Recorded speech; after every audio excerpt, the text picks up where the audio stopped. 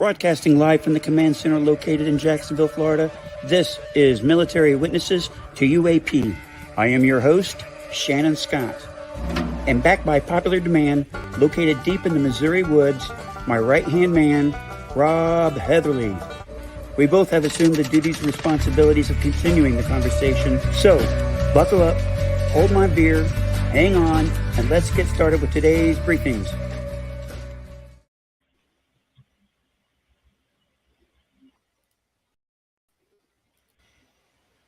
I'll get it figured out. How's it going, Rob? All right. Wonderful. So today I had a doctor's appointment at Mayo, and while I was waiting, because I had to do a lab draw, and then I was waiting for my appointment. It was like 2 hours later, so I did a lot of looking around on YouTube and editing photos and doing busy work, right? So Yeah. I came across a video of James Fox talking about the story. And I don't know if I've talked about it on the show or I've talked about it to you off the air. Off the air. I remember it was off the air. Yeah, we hadn't talked about it on the show. Okay. Well, I'll give I had to remember that one. I'll tell everybody what I was thinking. So what happened was I heard this story that James Fox told many years. I don't even know how long ago it was. I couldn't tell you what I did yesterday. But some time ago, I would say it's been months and months. He was talking about a story about seeing some footage and it being so good. It was the best footage ever. And it just went right through his fingertips. He couldn't secure it. And I remember talking about it to you. And if I ever came across that story or that video, I wanted to bring it, bring it up on the show. And this is good stuff. I mean, the guy can paint tell a story and you can visualize it. And the way he tells this story, I can just close my eyes and visualize this. It is jaw-dropping stuff if we ever get this stuff in our hands. And I thought about what could I call today's show. I didn't really want to say James Fox video analysis. I wanted something different. This is in that category of chasing unicorns. With that said, we've had some luck lately. Some things that I never thought in my life we would see some photos or images that come to light, and they have. So I'm really hoping one day the media that slipped through James Fox's hands will manifest.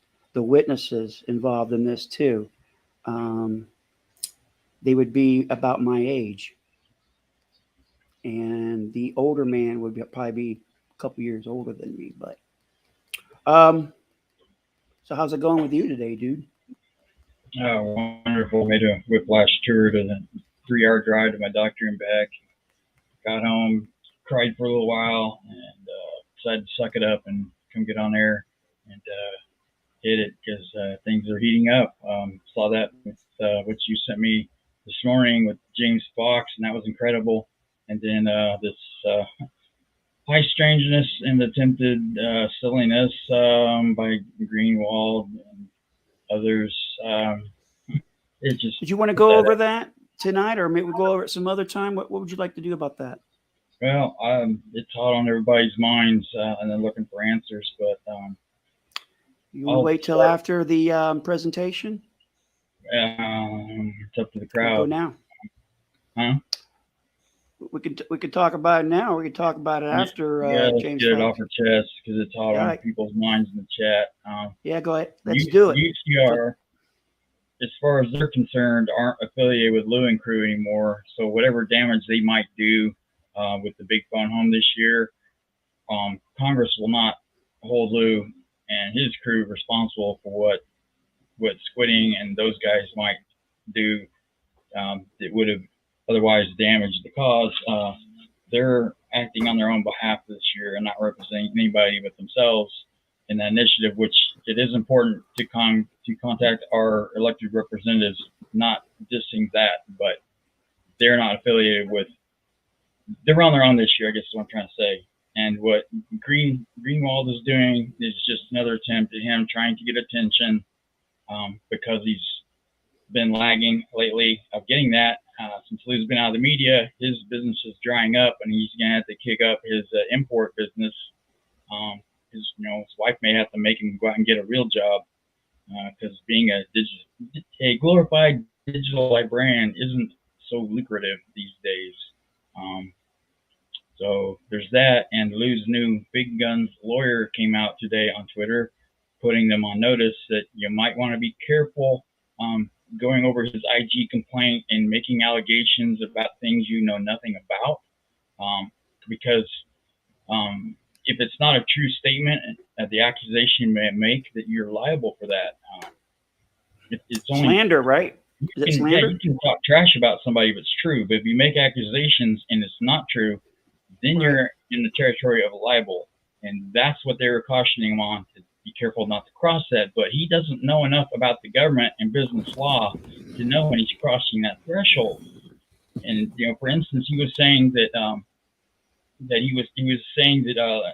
Lou and McMillan and all them were incorrect in their assessment that Gary Reed was still at the DOD. Yeah, technically he is, but moving from the Pentagon, Greenwald stated that Gary Reed was still at the Pentagon. That was incorrect, what he stated about the 18-minute mark. He is not in the Pentagon. He's in the DIA, which is another building off-site from the Pentagon. He's been demoted. No longer part of the DOD proper in that capacity. He was demoted and riding a desk on special details, which is what I retweeted today on Twitter, because I got an answer back in May 2nd from the DIA PAO office, stating that he was doing special assignments at the DIA. So no longer at the Pentagon. He's with them now. So he's not getting his facts straight, and it's going to be embarrassing for him. And when the truth comes out, it's going to get him worse. And the people that were trying to criticize Richard Butt on Twitter today, saying that he was being insensitive to experiencers, that's not it at all. And Richard, I watched be a champion of everyone involved with experiences and the whole UAP topic, and going to bat for the whole community. And the context of what he said about silliness and goblins was in reference to OSAP and Luke and them choosing for 24 hours when they inherited OSAP, they chose to close it down and focus on ATIP, because the government's sole primary function is to protect the American people and our sovereignty. So from that capacity, they have to assess first if this is a threat or not. To do that, they need to find out, what is this, how do they work, and do they pose a threat? That's the primary function that ATIP was, and they had to dismiss what they couldn't quantify. So they had to put that aside as the government's official investigative capacity and focus on the nuts and bolts first, which is what draws in the whole of Congress, the scientists, the academics.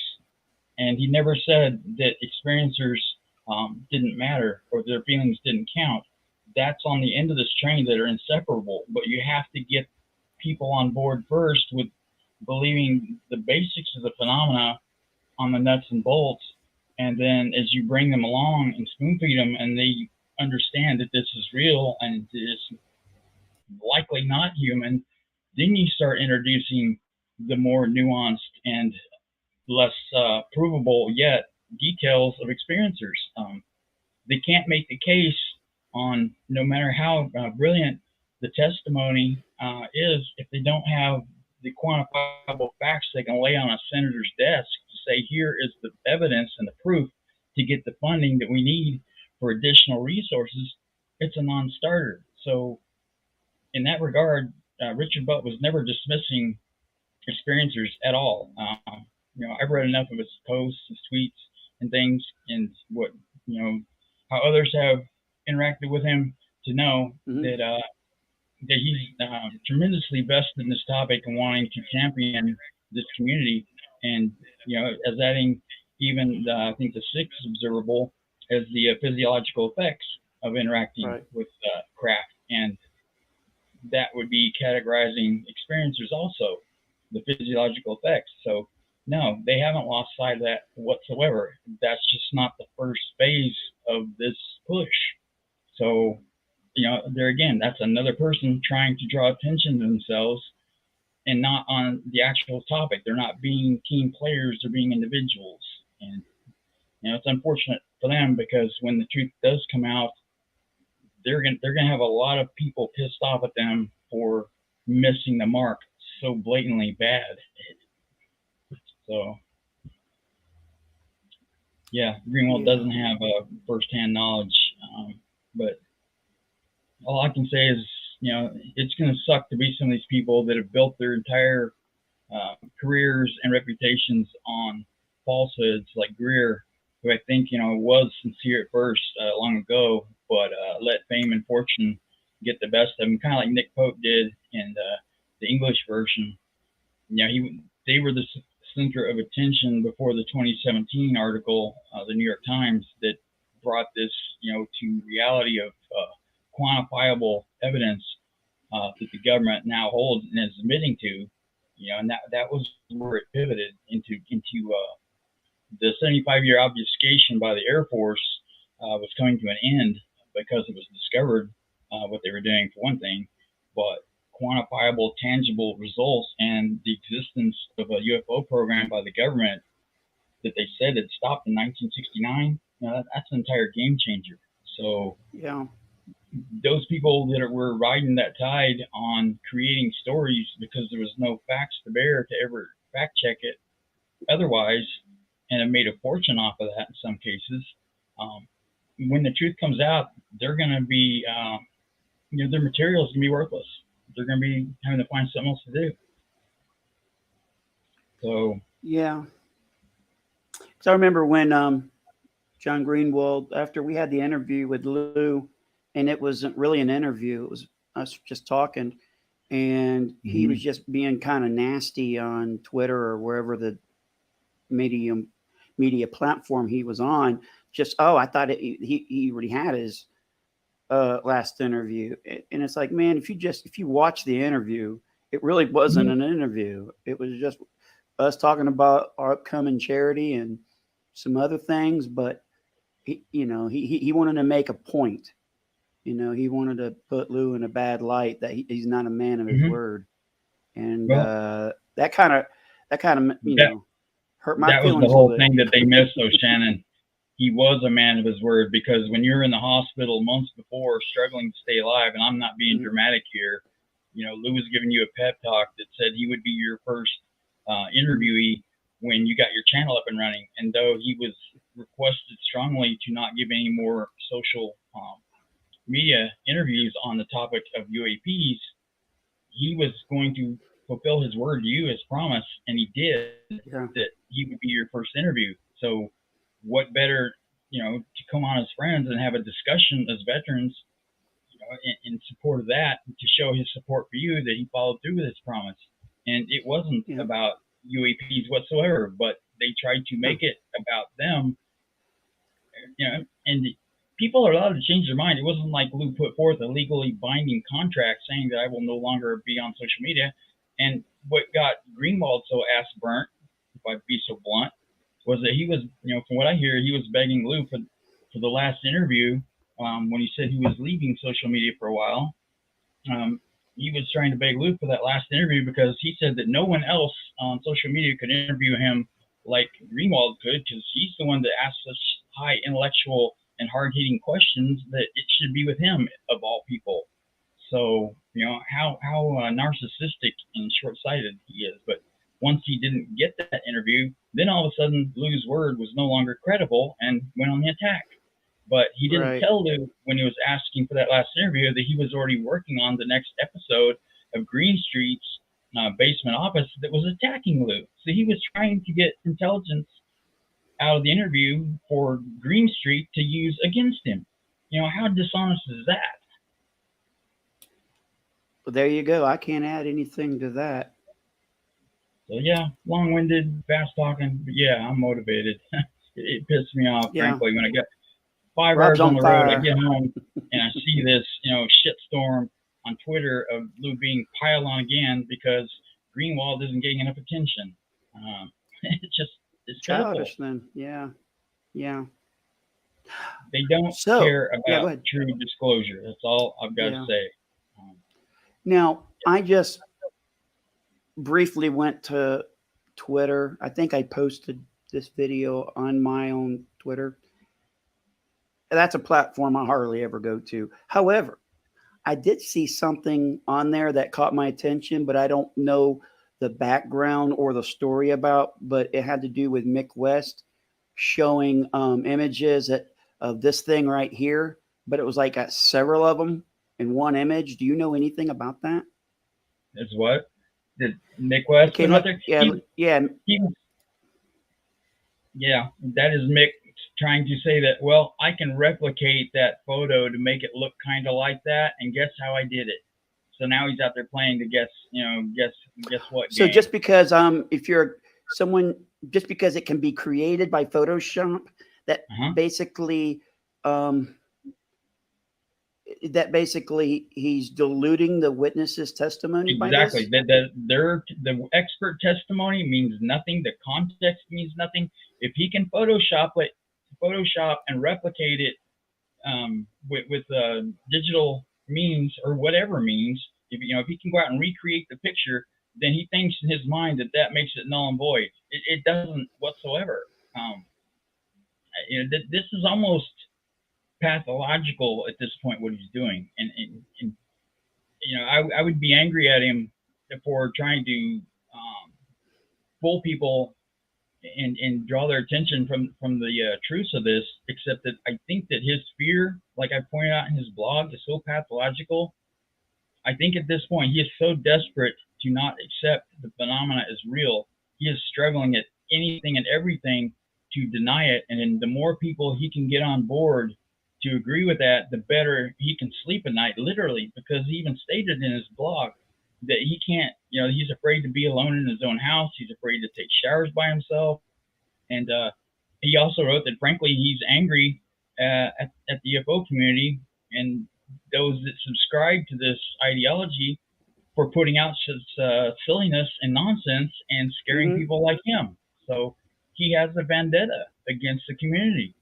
And no amount of facts is going to change his mind, and we need to stop trying.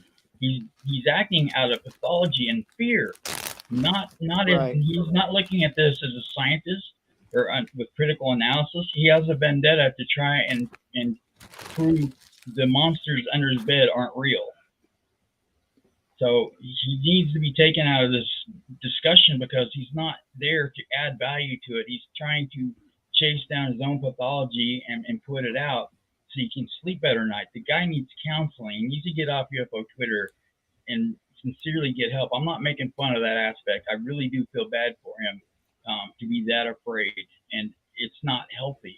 What he's doing to himself and to others, he's dragging his pathology into the equation, and that's not how science works, which he's claiming to be part of. Right. So, I'd like to pose a question to you there, Rob. What if he, no matter what he's thinking, is the truth? He has to have this angle because it's part of his business model so that when a network, a media source, when they have somebody come up and they talk about it, they have somebody that can be the other side of the coin yeah, there. we And need he's skeptics. We need right. healthy So you get a skeptics, skeptic, though. and so he wants to be the number one skeptic. So Mm-hmm. this is just a business model. But it's also a pathological one, too. He's killing two birds with one stone. He wants to be to see if people buy into what he's saying, then that validates his argument and helps ease his fears and chase his monsters away. So, it all comes back to that fear factor for him. And if he can make money doing it, all the better. And Raz asked if Lou got taken out socially or politically, or it's not going to matter on disclosure and confirmation of disclosure, because Lou is not doing this on his own. He is not the sole proprietor of advancing that the phenomena is real. He is replicated now in such high magnitude that if he were to retire and disappear out of the social arena for the duration, it would perpetually still run itself. He mission accomplished on that task, but he's so dedicated to this, he's going to stay it and see it through, because some of his closest friends and associates are still embroiled in this with him, and the only way out of it is through it. So they're going to finish this, and they won't be taking him down politically or socially. The guy's done nothing wrong. So they can try, and they keep trying, but their time is running short. When 2023 Defense Authorization Act passes, and with immunity in there, it's all over with for the people trying to suppress this topic. Yeah. All right, folks, if you have a question, make sure you please submit it in all caps. What else is in the news, Rob? I think that's about it. I mean, Mick West, UP, coming out trying to draw attention to stuff. Look, I can recreate it on Photoshop, so ergo another video bites the dust or picture. If people want to believe that, they're welcome to stay in that camp and not. It's okay if people want to believe it. Right. I'm not making fun of them, but I've always stated, if something is that controversial, you need to find at least 2 independent, verifiable sources of information that are the most credible. And if you can, find out the first source of information, and make up your own decisions. Don't let somebody else make it up for you. If you have trouble understanding the subject matter, just consult people that are authorities on the topic. You don't consult a game programmer on physics and matters that the Air Force, NASA, and all them are, training people like Fravor, millions of dollars with $1 million equipment, of how to read their instruments and trust their instincts. To believe Mick West over them in credibility, that's just ludicrous. Right. So, yeah.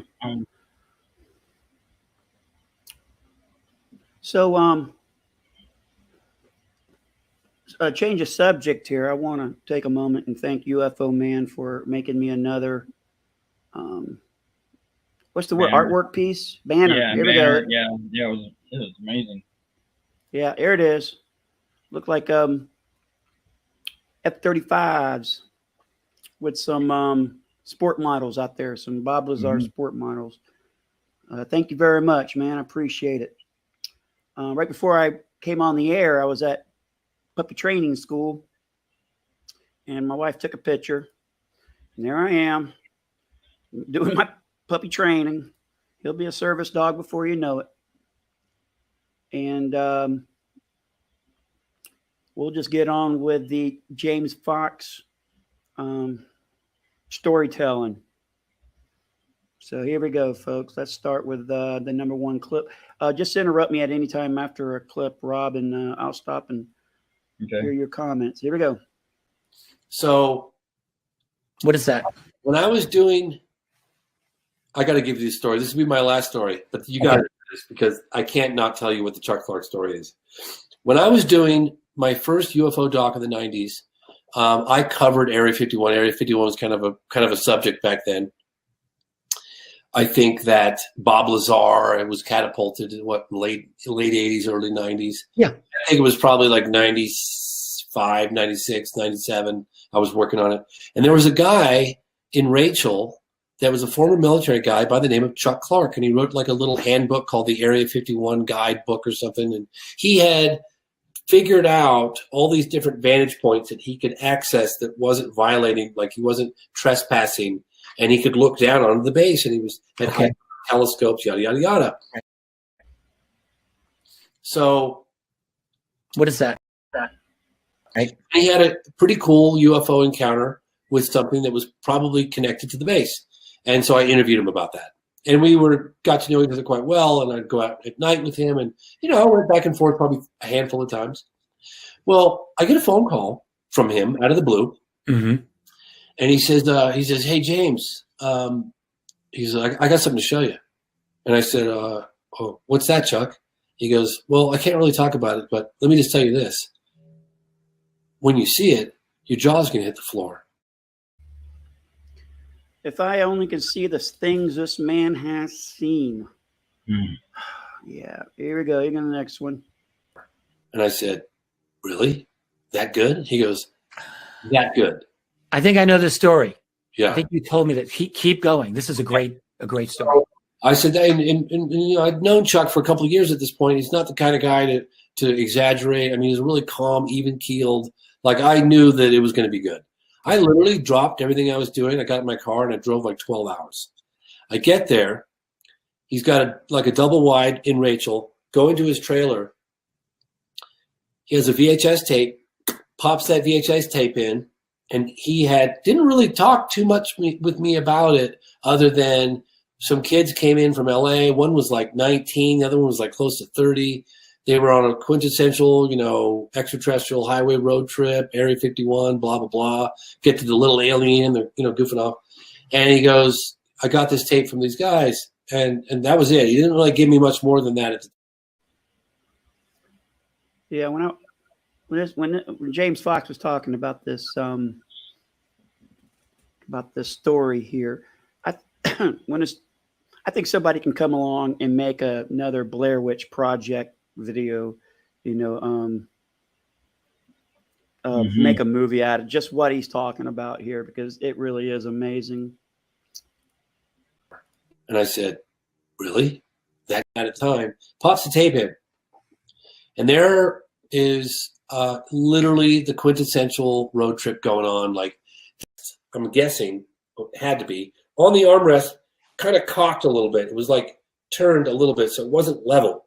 Okay. And it sounded to me like, you couldn't see them, but it sounded like they're trying to crawl under the, excuse my French, under the car seats. I'm sorry. It sounds like they're trying to crawl under the car seats. They're just hysterical. Get down, get down. In terror. I promise you, they're hysterical. And all of a sudden, you see you see the dashboard, you see like all the little levers for the heating and the radio, yes, a little bit of the steering wheel.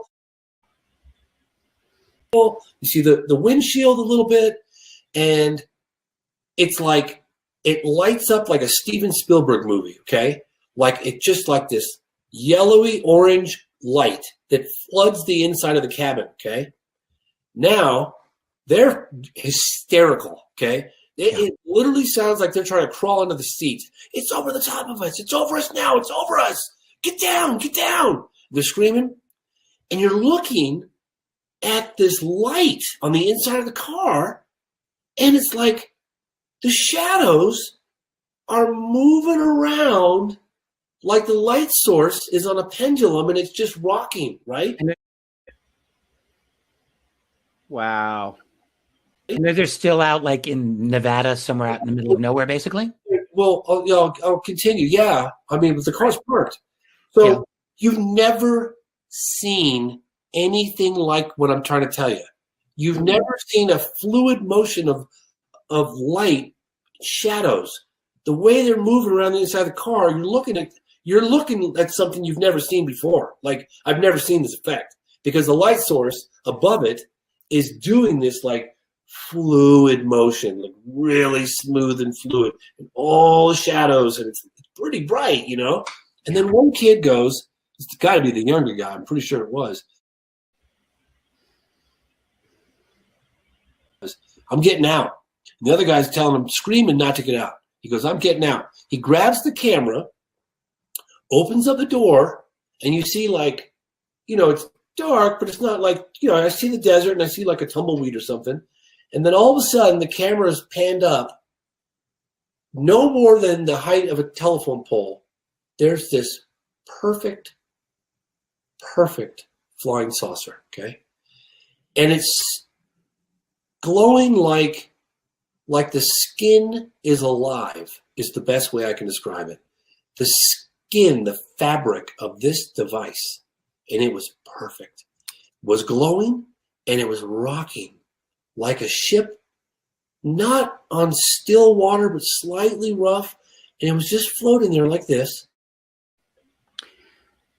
It's always interesting to hear someone tell a story, and it's it sounds different when they're actually reliving it as they talk about it, and he is actually visualizing this in his mind, very detailed. Yeah, and you got to consider he's a movie producer, so he can, he's looking at this from that perspective and can see it frame by frame, in conceptualizing what they went through in his mind, because that's what he excels at. So he can above and beyond what the normal person could, visualize it from their eyes, from the description, and that's phenomenal. In fact, what James Fox can do, besides maybe right after he sends us a copy of his latest documentary to review it, he can. My suggestion is that he needs to, like how Nick Pope had that image, had that recreated. I'd like to see James Fox recreate what he saw on screen. That would be amazing too. If we can't get the real thing, maybe we can just get a visual representation of what he saw. I think that would be freaking amazing. Here we go. And my brain, another thing, it looked like if you took like a pie, right? Took a pie, and you got one of those pizza knives or whatever, and you kind of cut through it symmetrically, like pieces that you're going to pull out, but you didn't pull them out. The seams of a pie, like the seams were darker. They were darker where the seams were, right? The seams were perfectly symmetrical, like a pie, all the way around it. And it just sat there wobbling. And the cameraman, and I'm just like, I'm gobsmacked. Yeah, I'm like, holy moly. This is the holy grail. Like, this is what everyone's been waiting for. And the cameraman goes, oh my God. And then the camera shuts off.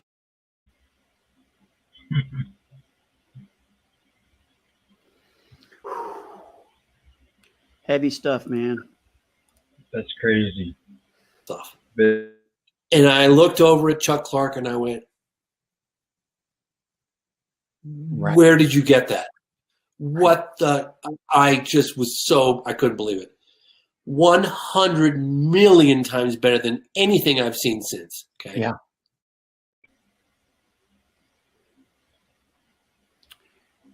I wish I could see that video, dude. And long story short, Chuck was like, well, they're terrified. They captured something on audio. It was a high 8 tape. They let me make a copy on VHS, and that was it. And they swore up and down. I said, well, Chuck, Jesus, like you're in touch with these guys. Give him my telephone number. Tell him I'll do whatever it takes to get this footage. I should have just grabbed the bloody tape and left. That's what he should have done. For woulda, coulda, shoulda. And long story short, Chuck was like, well, they're terrified. They captured something on audio. It was a high 8 tape. They let me make a copy on VHS, and that was it. And they swore up and down. I said, well, Chuck, Jesus, like you're in touch with these guys. Give him my telephone number. Tell him I'll do whatever it takes to get this footage. I should have just grabbed the bloody tape and left. Yeah, it'd be nice if we can get a hold of these two guys. Yeah. I'm after kicking myself to this day. I know. I really wish you had. I wish I had, for the greater good of humankind. And so Chuck, he's like, I'll see what I can do. And then it was just like a no. And literally for years, I kept hounding him. And he said, James, if you ask me again, I'm not going to talk to you again. And he goes, and besides, I don't even have it anymore. And I was thinking to myself, you don't have it anymore? How could you not have that anymore? Nobody throws away a piece of footage that good. Right. Well, I fast forward, I'm doing an interview with George Knapp. We're exchanging stories about the best footage we've ever, and I tell him that story. He goes, Chuck Clark had an interview. I go, yeah. He goes, that guy, I did a story on that guy. His place got raided by the feds. No, God! No, God, please, no! No! No! No! Exactly how I feel. I'll just continue. I went, really? He goes, oh, yeah, they raided his place, turned his place upside down. And I went, really? And he goes, really, James? And I said, well, that's it. When he said he didn't have the tape anymore, he really didn't have the tape anymore. And so, so there's kids out there that are probably, let's see, that 24 years ago? They're not kids now. They're probably 40. 19-year-old would be 20, 40, about 45, okay? So he's got to be about 45 years old, and the last I knew, he lived in L.A. I have tried and tried and tried. I have found Chuck Clark's address. He doesn't have a telephone number. I don't. I got his address somewhere from the little alien in Rachel, Nevada. We've written letters. He hasn't responded. That's it, man. I need to put a Google search for this dude. See if he pops up along the way. And You have their identity. You know who they are, but you haven't been able to I get don't know who they are. No, I don't. You don't. Well, hopefully they'll see this video on YouTube and they'll reach out to you. That would be the best. That's the one that got away. Chasing unicorns. The thing is, like Hal Puthoff said recently with the Eric Weinstein interview, when they asked him how good of videos and photographs are there that haven't been released, and he says as good as you would want. I wouldn't expect with immunity that it would have an immediate trickle-down effect that the public would be able to see compelling photographs and videos. But I do think from the tonality of what's been conveyed so far that it would, as long as people have waited in this community for that kind of proof to be brought out by the government and validated for them, I think in a relatively short time frame, that's going to start coming to the light of day, to where these unicorns that are unicorns now, I would hope within 5 years would become a zebra instead of a unicorn, and eventually a horse from there. It's going to keep, I think, gaining momentum to where it's going to become the norm at some point, because there's a lot that can be released in those aspects that wouldn't be a matter of national security that could be turned loose. And I think it's just a matter of time now. Relatively short time. I say it relatively because for 75 years, the Air Force and crew have intentionally, psyoped the American people to keep this from being valid in any. And they did say there's a lot of compelling photos and videos out there, but the average person doesn't know which are false and which ones aren't anymore because of that 75-year snow job. So moving forward with the laws in place, like what they did with the 3 videos that were released through the government, that authenticated them. I'm hopeful that we're going to see some compelling videos and photographs that would be something on the lines of what the crap they described are at some point within the next year or two. That's what I'm hoping. I said I wouldn't go into the chat. I did, but that's okay. Someone had a question. It's all in caps. I saw it. It says, I'm sorry, but I need to, this is Raz saying this. I'm sorry, but I need to ask if Lou gets taken out tomorrow politically or socially, where are we on this confirmation goal? You would be more qualified for that one, Rob. Yeah, I spoke a little bit of that a minute ago, but Yeah. Lou has, they put out the 5 pillars of engagement that Christopher Mellon and Lou formulated a plan, starting with his with his resignation letter. That wasn't in a vacuum where there was no plan after that, and it wasn't like I've heard the accusation made, that some people called Lou a hero for giving up his career and going into a lucrative, TV contract, to the Stars Academy and things.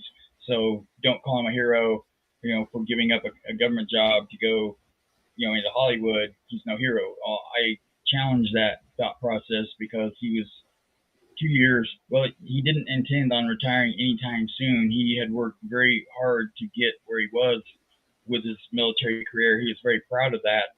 But to fulfill his oath to the American people, where he did see that this could potentially be, if this were adversarial craft and we aren't aware of what it is or who's got it, it would be on lines with 9/11 or Pearl Harbor. And we needed, and I say we, he means the DOD and Congress, they need to be aware of what this is, whose is it, or what, is it, either one. And to not know that answer is jeopardizing national security and, all of our lives, potentially. So he gave up his career to further that question, to bring it to the awareness to the whole of government instead of just these dark silos. And the Stars Academy was a means to an end to get the message out to the younger generations. And when that vehicle no longer served its purpose, they moved on to the next stage of it. And it was all geared toward public awareness, toward getting the government and the people to put pressure on the government that this does need serious attention. The phenomenon is real, and we need to stop allowing these dark silos and military-industrial complex from sweeping it under the rug and trying to suppress it. That's got to stop. And he's risked life on them, his family, and yeah, they did suffer for a little while because he wouldn't compromise his integrity when they got new directors in. I think, from what I understand it, to the Stars Academy, they wanted to go more toward the entertainment side, and Lou and them wanted to stay with the investigative side of it. And when that was no longer the focus of it, they left. He stood on his integrity and was a man of his word. So, somebody, has an issue with that and want to discuss it in private, in a calm, logical conversation. I'm not challenging someone to an argument.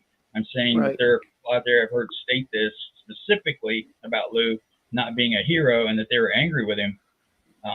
If that person hears this, I would be more than glad to fill him in with facts. I do have facts to bear, not just my opinion, and I can help set the record straight for them if they're willing to listen to reason.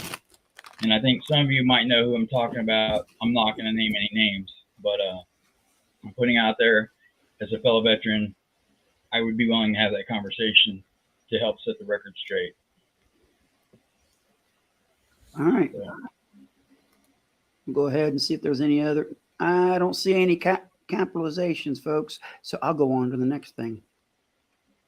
And that would be, oh my goodness. Oh, here it is. So I was running the, I talked about this yesterday. I actually have a picture of it this time. And that is when I looked at the algorithms of this, or analytics or whatever it's called, of this channel, I discovered,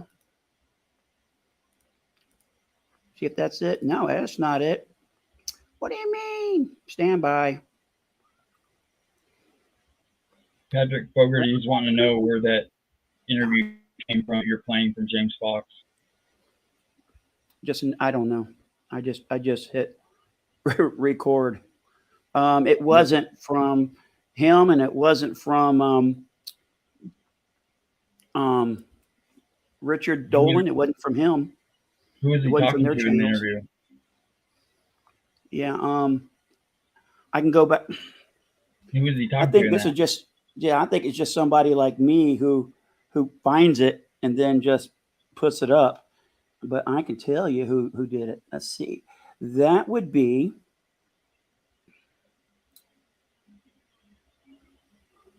oh yeah, we're gonna have to go over that the deep dive into Lose DOD Inspector General complaint. Oh yeah, Oh, I it's saw an the James alien Fox sighting. Yep, alien disclosure group. Who I got this from, and they probably got it from somebody else, but it's one of those things that get shared around a lot. What I was saying earlier is that only like almost a quarter of our viewers, they're not subscribers. So if you haven't done that, hit that subscribe button, and it helps out apparently with the algorithms if you hit that like button too. So hit that like, and you never know when we'll pop up. So hit that the alerts. But other than that, what else is going on?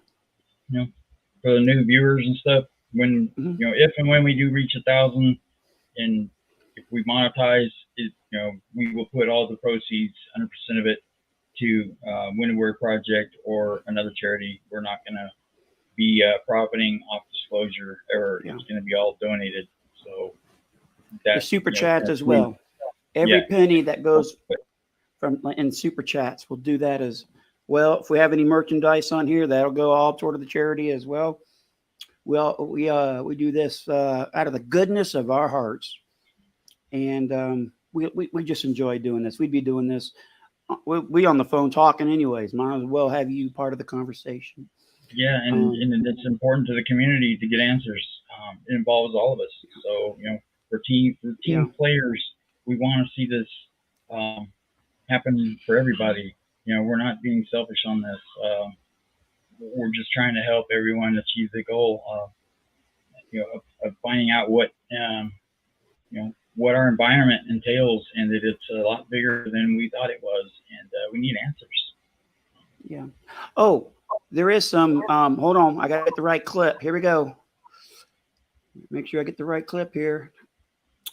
Man, timing is everything, and I'm just messing it up. Here we go. Okay, breaking news. The high resolution of the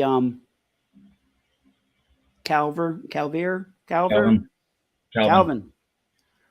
Scotland image has been released. I saw it on Twitter, and it is a very large file, just the way I like it. And I just happened to see if I can show it to everybody. See, it'll look just like the old file. But if you're interested in the file, I'll tell you what, just go to Twitter or just wherever, Google it, high resolution image, if you want to see it in high resolution. Okay. And I don't even know if I never even told you. I edited it and I sent you an 8x10 of it. So I sent one to Lou too. So, and myself. So I love editing photos and sharing them. And other than that, dude. Oh, well, I'm got this on my mind. So I'm sitting there in Mayo Clinic, and I'm thinking to myself, there is so much good material out every day. I should be able to come here and have just a lineup show ready to go. I couldn't do it today because I got home late, like 4 something. I had to go do this puppy training thing, so I couldn't do it today so much. But what my goal was going to be is that I want to look around on Twitter for stories, YouTube, anything that comes up, be part of our daily briefing. As long as my health stays up. If you're not getting briefings daily, that's more than likely what it is. I'm not breathing well or something. So let's take a quick look. There you go. How about the UFO Joe rumors about Congress? You know anything about that, Rob?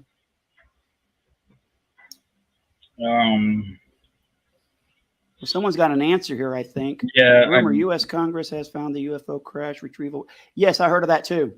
They're trying to say that they have found out where the illegal, that there was an illegal crash retrieval program, and that Joe knows where it's at 100% for him from an insider source. If he's got it, bring it. That's all I can say. Heck yeah. I don't know what else to say. Yep. You know, that's a very short list who would have been able to authenticate it for him. Which there will be a new segment to this channel or during the show. The segment's called Rumor Has It. So I only like talking about what's fact and true, what I know. But yeah, I can speculate. We just go with the rumors. We'll leave it under that category of rumors. There's a lot of people, as we have all seen, that say that they have 100% credible information that it's been confirmed to them, but they can't reveal their source. But believe me, because I'm telling you the truth, but I can't prove it to you. I can't show you the evidence. Yeah.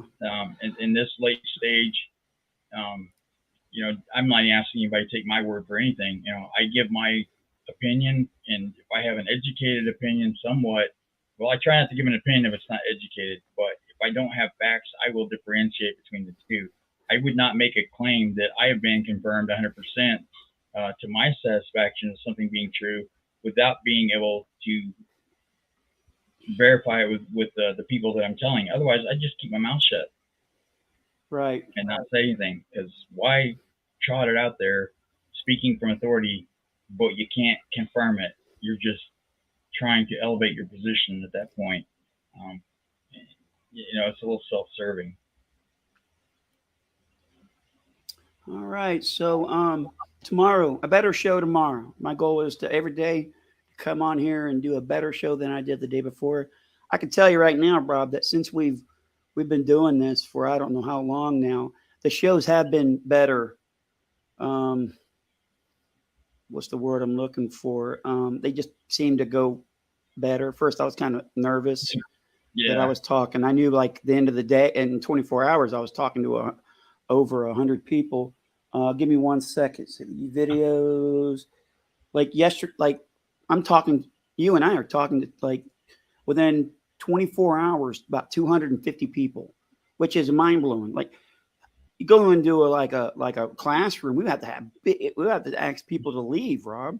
And, you know, fire marshal's going to come and have an issue with all these people in here. But I'm glad everybody's here with us, and we're all going to take this journey together and keep chasing those unicorns and get the truth.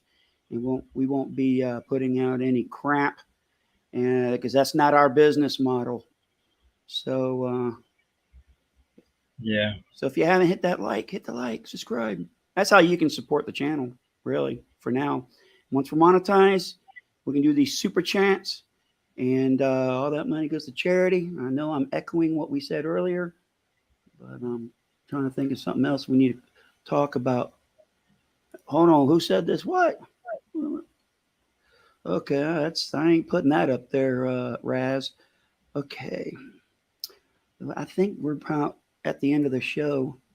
So what's the plans for tomorrow there, Rob? What are we doing tomorrow? I don't know. You know, you have no appointments? What it was right now. No. Tomorrow I've got to, for myself, I've got to work on paperwork and put my truck back together. From that nice big hole in the radiator. Got a new one. Raz, Leroy has no junk. Do you remember in Ghostbusters when they're arguing over the mayor's desk and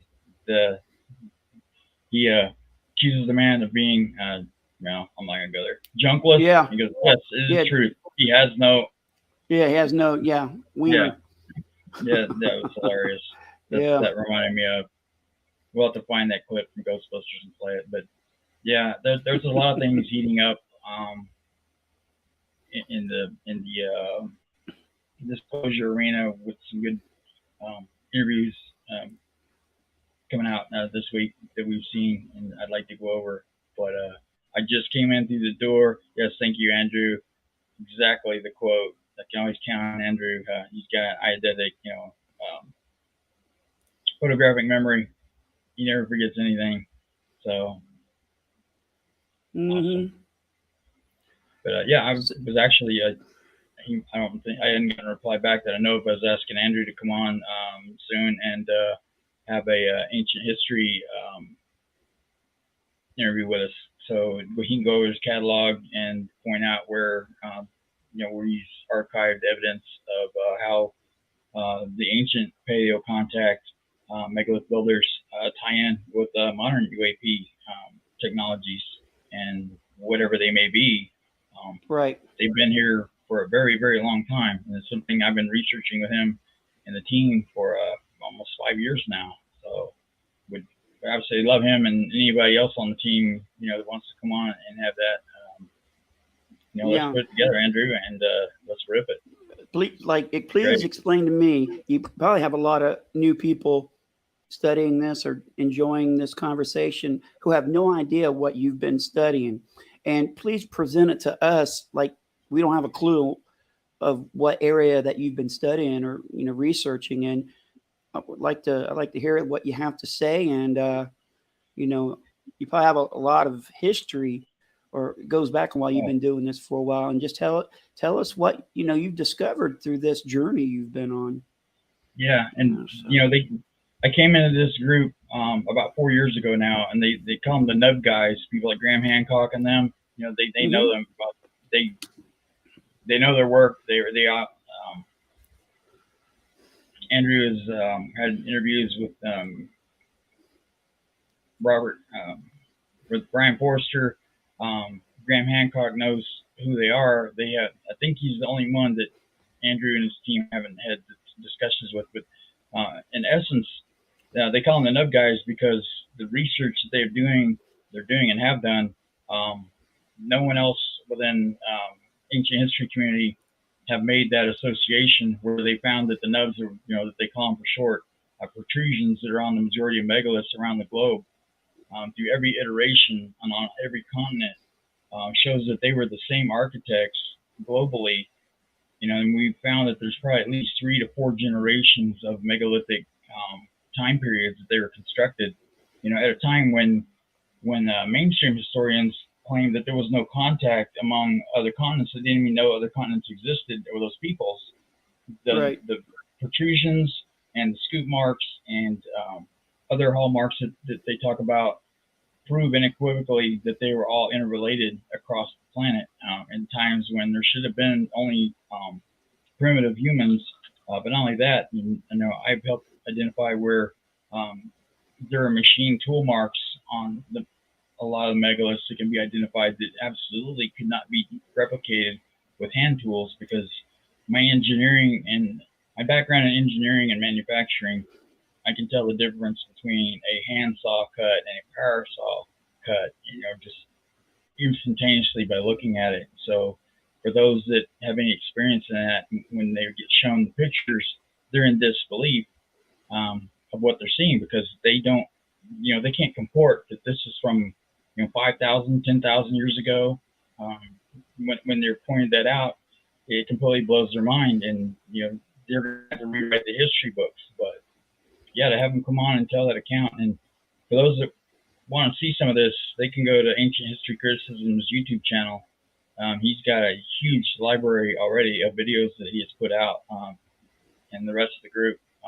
You can get started there. A wealth of information to go through. Yeah. But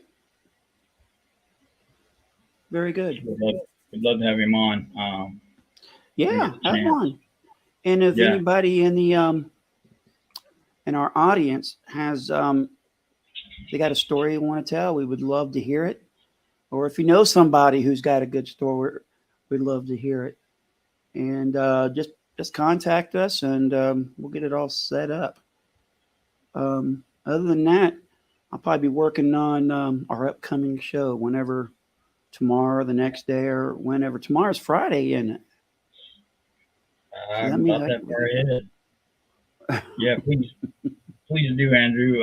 Let's get together on that. I really want to, make an impact with that, to get people educated on this, to have them, they don't have a clue what we're talking about. But that's where I think we can make a big impact, is because no one else has credible information, facts to bear, to where we can unequivocally tie the ancient phenomena with the modern, and that the megalithic structures are proof, literally in stone, to prove the connection. And I want to bridge the two together with actual facts. Not, we've seen a lot of snake oil salesmen that put out things, but they don't, the Gaia Network, they don't ever bring any true facts to the table. I want to merge the facts from contemporary to the facts that we have in ancient times, and help people build a knowledgeable, factual foundation into both, build them up collectively. And that's a unique approach that no one credible so far has been doing. So, yeah, I'd love to do that. Yeah, thanks, Brian, for that link to Andrew's channel, Ancient History Criticisms. So, Yep. I don't know where it was. Somebody was talking about, they think they may have seen a video kind of like what we were talking about. And man, if somebody can get a hold of that, you need to go see a hypnotist so you can remember where you saw it at. I suggest you go do so. That'd be awesome to see. Are we done? Are we done for this evening? I'm beat from today, but I need to get some. Well, I wanted to get out there and talk a little bit on what was going on today with Lou and crew.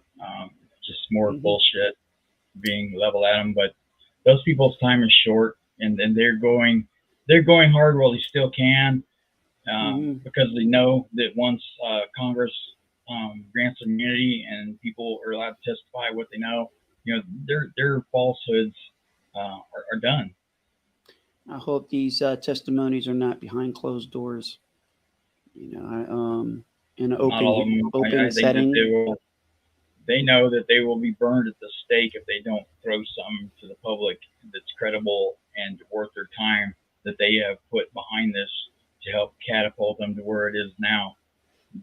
I don't believe that they would leave us and the public hanging like that to get it behind closed doors, but not eventually get it out to the public.